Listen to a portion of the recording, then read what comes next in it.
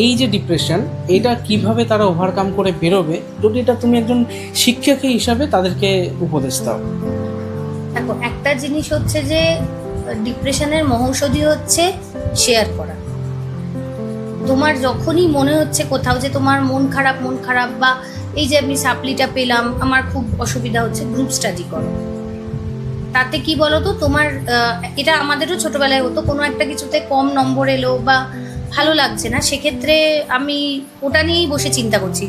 অঙ্ক পরীক্ষা হয়ে গেছে, পরের দিন ইংলিশ পরীক্ষা, ইংলিশটা না পড়ে আমি অঙ্কের কোশ্চেন পেপার নিয়ে হয়তো দেখছি আমি কত নম্বর পাবো।